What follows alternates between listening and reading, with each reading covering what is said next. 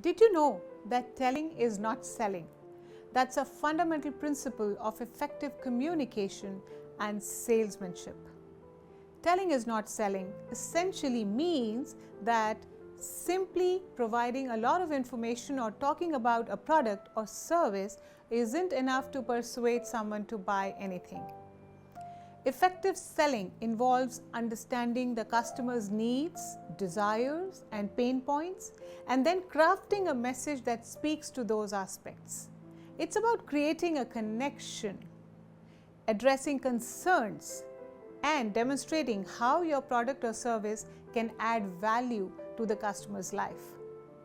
It's not only about conveying facts, it's about building relationships and offering appropriate solutions. So what happens when you keep telling without asking any question in a sales process? You fail to understand the customer's needs. You miss the opportunity to understand their specific pain points, preferences, and exact needs. This makes it harder to tailor your pitch to address their concerns effectively. Lack of engagement. Customers become disengaged or bored if they feel like they are being talked at rather than engaged in a conversation. Without interaction, they tune out or lose interest in what you're saying. Misalignment of solutions. Without understanding the customer's needs, you risk offering solutions that aren't relevant or beneficial to them. This can lead to frustration on the customer's part and a missed opportunity for a successful sale. Limited trust and rapport. Building trust and rapport is essential in sales. By not asking questions and simply talking, you miss the chance to establish a connection with the customer and demonstrate that you genuinely care about helping them solve their problems. Objections also remain unaddressed. Without asking questions, you may overlook potential objections or concerns that the customer has. These objections can become barriers to closing the sale if they are not properly addressed during the process. Overall, a sales process that relies solely on telling without asking is going to be less effective in understanding and meeting the customer's needs, building rapport, and ultimately closing the sale. And what happens when you start asking more questions? Several positive outcomes. Better understanding of customer needs. You gain insights into the customer's specific needs, their pain points, their preferences, their understanding enables you to tailor your pitch and solutions to address the concerns more effectively. You increase the engagement. Engaging customers in a dialogue by asking questions makes them feel very valued, makes them more involved in the conversation, increases their engagement and interest in what you have to say, leading to a more productive interaction. Building trust and rapport. By asking questions and actively listening to the customer's responses, you understand their needs and you're interested in finding the right solutions for them. You demonstrate that you care about them and you're willing to listen and understand before offering solutions. This helps to build trust and rapport, which are essential for successful sales relationships. Identifying opportunities. Asking questions can uncover additional opportunities or challenges that the customer may not have initially mentioned. This allows you to offer relevant products or services that address their needs, potentially increasing the value of the sale. Addressing objections proactively. Through questioning, you can uncover any potential objections or concerns the customer may have early in the conversation, and you get the opportunity to address these objections proactively and overcome them with relevant information or solution.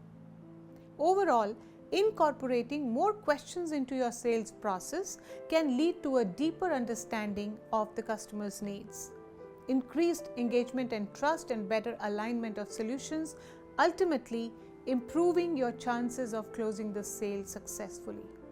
So what are some of the questions which can be asked in the beginning of the sales process?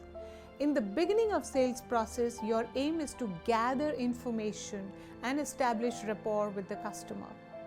Here are some types of questions you can ask. Open-ended questions. These questions encourage the customer to provide detailed responses, helping you understand their needs and preferences. For example, you can say, "Can you tell me about your current challenges or goals? What prompted you to consider our product or service at this time?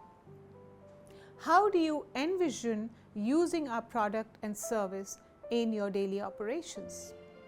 Number 2, exploratory questions. These questions delve deeper into specific aspects of the customer's situation, allowing you to uncover valuable insights.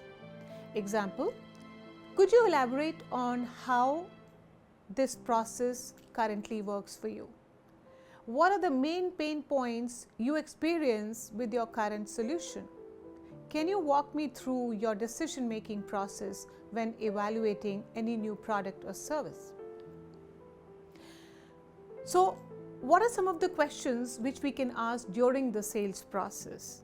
Mostly clarifying questions. Use these questions to ensure you understand the customer's responses accurately and completely. For example, just to clarify, are you saying that if you like the product today, you will be able to take a decision instantly? Could you give me an example of what would be a good deal for you? Am I correct in understanding that red color is your favorite color? During the sales process, you will want to continue asking questions to guide the conversation and address any potential concerns. Here are some types of questions to consider. Needs assessment. These questions help you gather specific information about the customer's requirements and preferences. For example, what features or capabilities are most important to you in this product? How would you prioritize your needs in terms of purchasing this service today? Are there any must-have functionalities that you're looking for? Solution-oriented questions. Use these questions to explore how your product or service can meet the customer's needs and solve their problems. For example, based on what we have discussed, how do you think this service could benefit your business? Can you envision any challenges in implementing this service and how can we address them? Would you like to see a demonstration of how this product can help streamline your workflow? What are some of the questions we can ask after completing the sales presentation or the tour? After completing the sales presentation, you will want to follow up with questions that help gauge the customer's level of interest and address any remaining concerns. Here are some types of questions to consider. Feedback questions. These questions solicit the customer's opinions and impressions of the presentation or tour. What did you find most compelling about what you saw today? Were there any aspects of the presentation that you found particularly helpful?